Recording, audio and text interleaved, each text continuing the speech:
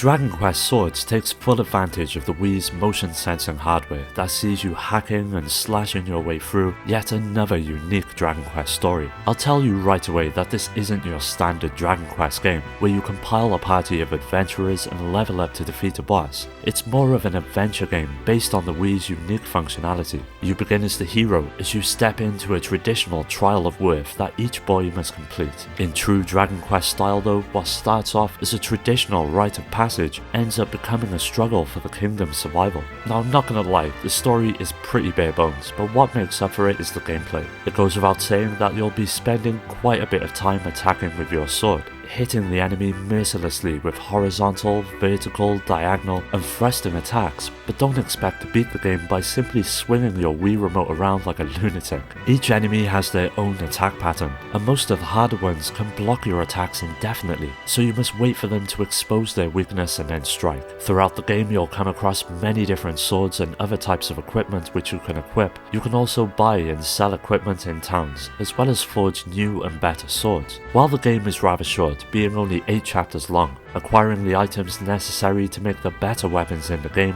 will significantly add to its playtime. Complementing the gameplay is the world itself. For a Wii game, it's realised well with plenty of different locations and effects that manage to help breathe a lot of life into it. It is pretty short, but the replay value helps it live long after the credits have rolled. Klonoa started out life way back in the day on the original PlayStation and was a rather unique platformer that flew under the radar for many players. The Wii version is essentially a complete remake of the original that all takes place in the colourful world of Phantomile, a place that is fueled by the dreams of its population. After one of Klonoa's dreams turns into a reality and sees their hometown of Bell Hill being destroyed, he sets out to track down those responsible and to ultimately stop their plans of laying Phantomile to waste. Now, although the game is presented in 3D, each of the levels you'll find yourself traversing all take place on a 2D plane. It's incredibly simple to play as well, and although some may think that it doesn't offer much as a result, there's actually quite a few mechanics in play that help it stand out. For example, if Klonoa needs some more height in his jump, you can throw the enemy downward and thereby perform a double jump. If our little dream buddy can't quite reach his switch, you can throw an enemy into the background or foreground and can launch an enemy left and right, sometimes through corridors or pathways you can't quite fit through yourself. Very rarely does a platformer allow the player to use the enemy to your strategic advantage, and not only does this affect the puzzles, but it is also the crux of the platforming and combat. As you can imagine, the game has been given a drastic graphical overhaul. The visuals are extremely colourful and bright, relying completely on 3D polygon models instead of just for the stages and backgrounds, with 2D sprites for the characters like it was in the original. Though this has a less organic feel, especially in the cutscenes, which in the original were beautiful FMVs. The graphical touches in the Wii version are hard to overlook. If you've never got round to playing it on the PS1, the Nintendo Wii version is the best way to experience it.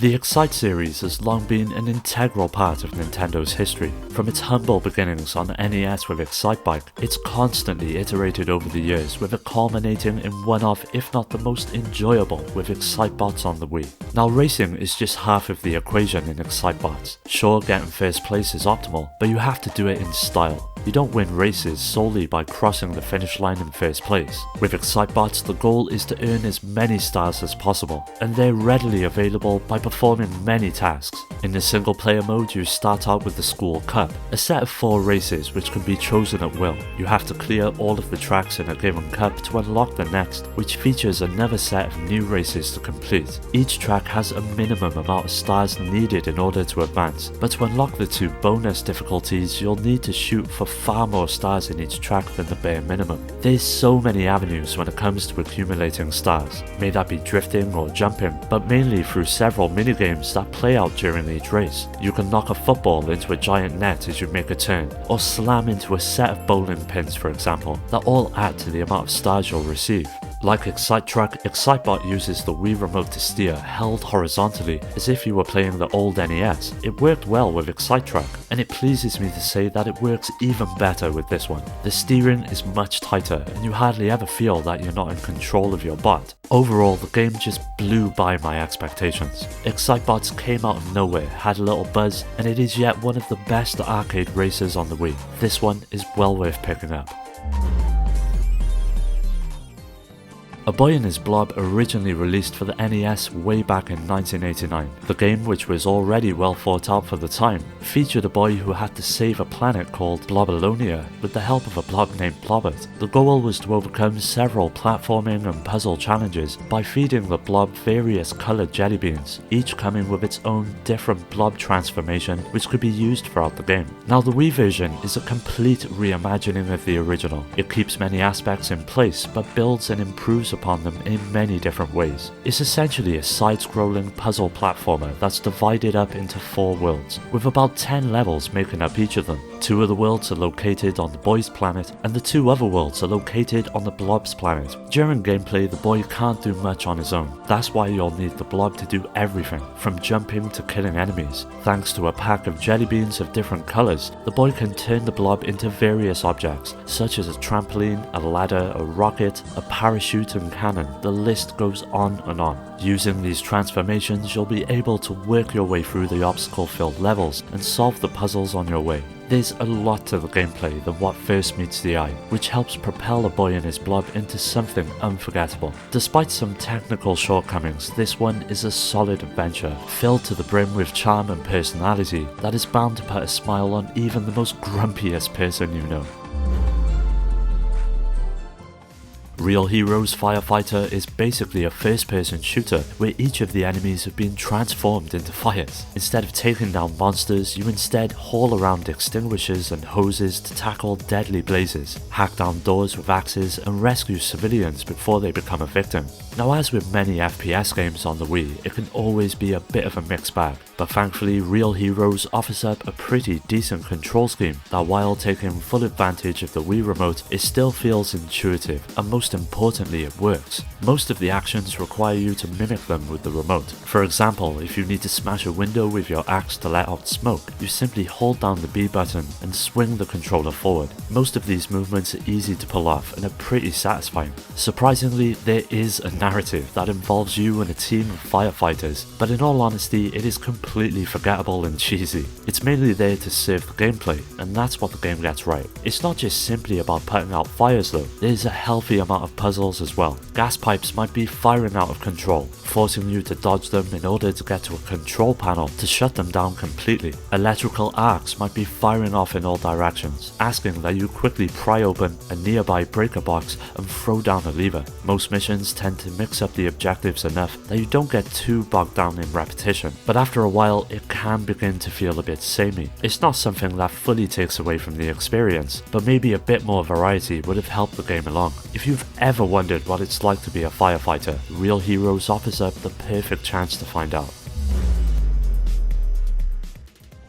Zack and Wiki is a point-and-click puzzle adventure with a deceptively kiddie facade. Sure, the hero is a boy pirate named Zack with a flying monkey capable of transforming into a magical bell, but make no mistake, this game features some of the most ingenious head-scratchers I've ever encountered. While I personally love the Wind Waker-esque art design, it's definitely prevented the game from finding the audience it deserved when it first released. This is not a kids game. In fact, many players are going to have trouble completing the later levels without a guide. It's all split up into 4 main worlds which contain between 4 and 6 stages each, including bosses that can only be accessed once a certain number of them have been completed. In order to do so, you must access the treasure chest which hides in each level. Zack's monkey plays a huge role in solving these puzzles. By holding the Wii Remote vertically and waving it back and forth, Wiki becomes a bell capable of transforming living things into useful objects. For example, ringing your bell near a snake transforms it into a sliver gripper, which allows you to grab or pull objects that would normally be out of reach. There's many instances in the game that rely on this simple mechanic, but the challenge is in figuring out how these items interact with the environment and in what order to use them. The Wii remote is utilized ingeniously throughout, and though the game shows you how to hold your remote to use the item, it doesn't feed you any hints after that. On top of this, there are usually enemies and traps, and one false move can send you to the restart screen. Believe me when I say the later puzzles will test your critical thinking and reflexes, not to mention your patience. Now, while the Wii remote is employed brilliantly most of the time, there are a few terrible sections that will make you want to snap the fucker in half. Thankfully, these are few and far between, that it doesn't hurt the overall experience too much. If you're fond of puzzles and are up for the challenge, Zack and Wiki will definitely scratch that itch. Let me just get this right out of the way. This game will not be for everyone, even long-time Soul Calibur fans, but that's not saying there aren't any redeeming qualities that help it stand out. The events of the game take place slap in the middle of the first Soul Blade and Soul Calibur on the Dreamcast, and reveal some pretty interesting details about the overall narrative. Now, when it comes to characters, unfortunately there's not too many, which at first is a bit of a letdown, but the ones which are present do offer up a nice amount of diversity in style and attack that makes checking them all out essential. As you would expect, gameplay takes full advantage of the Wii Remote's capabilities, and this is where the game can begin to turn some players off. You swing the remote left, your fighter swings left. Swing up and you uppercut. But it can get much more complicated, as you may swing the nunchuck as well to alter your attacks for devastating combos and unique moves. There's quite a bit of nuance to the system that actually does lend some strategy to each encounter. For example, you can also hold the nunchuck's control stick in different directions to alter the move's course. The game's motion sensor works great, but the technology isn't quite perfect, and once in a while your character may not swing the direction you wanted, but in my experience this is quite rare, as long as you're taking your time and not just spazzing the fuck out and flinging the remote in any direction. Visually, the game is largely split up into several areas, with each of them having their own theme, from snowy mountains to fancy mansions and jungles. In all honesty, this has to be one of the better looking Wii games that released. If you're looking for a fighter to get into on the Wii, but one with a twist, Soul Calibur Legends is well worth checking out.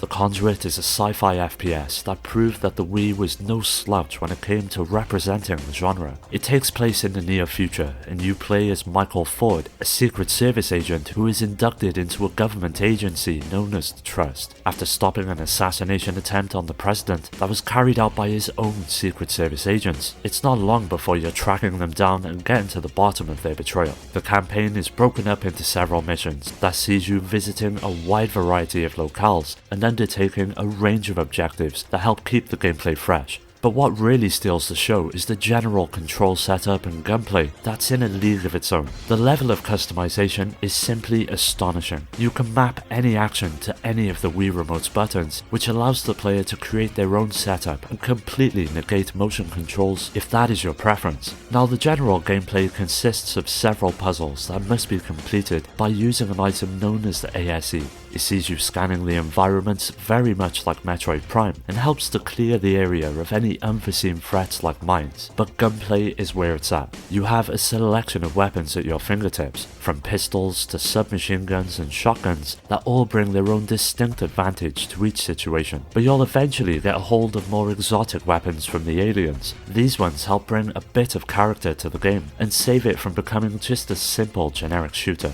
The Conduit deserves much more praise than it initially received. If you're a fan of the genre and are looking for something new to get into on the Wii, this is a game that I can highly recommend.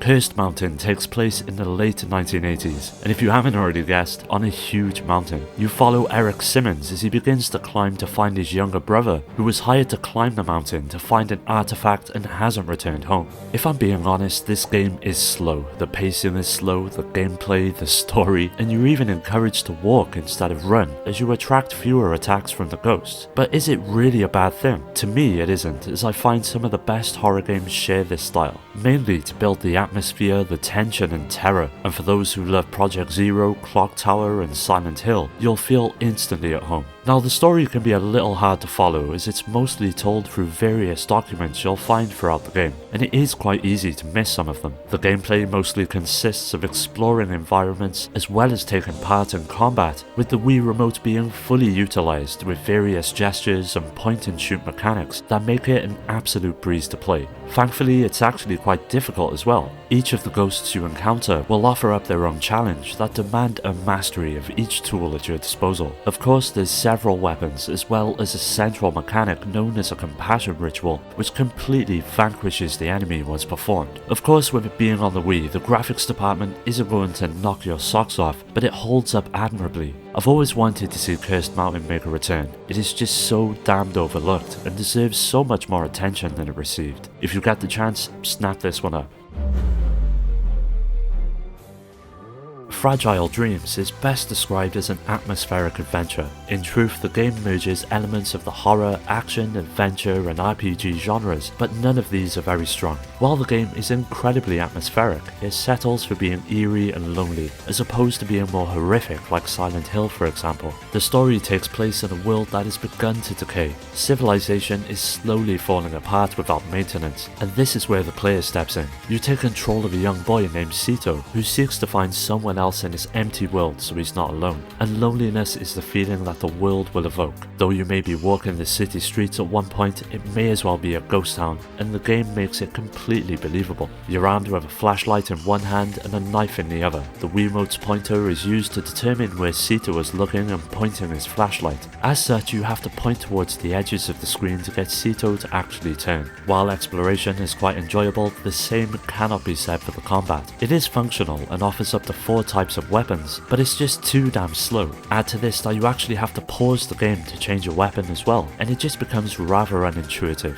One saving grace and largely the most impressive aspect of Fragile Dreams though has to be the visuals. Obviously, since one of the central gameplay mechanics revolves around light, the developers paid close attention to it. The light controls and behaves realistically in the game and complements the incredible amount of work that was put into each environment, and each of them help make Fragile Dreams a truly immersive adventure. Well, that does it for today's video. Keep an eye out for part 2 as that will be coming up soon, so don't forget to hit subscribe and tickle that bell. You can follow me on all of the socials to stay up to date on future videos. You can also join our growing community on Discord and meet many like-minded gamers to continue the conversation with. I'd like to give a special shout out to our Patreon supporters Rhino, Skill Jim, Nano, Steve, Richard, Amy, Daniel, Marcos and Paddy J for their continued support, which helps make these videos possible. If you're interested in joining our Discord or supporting the channel through Patreon to gain access to exclusive videos and giveaways for just $1 per month, you'll find the links in the description. As always, thanks for taking the time to watch the video. I'll catch you next time.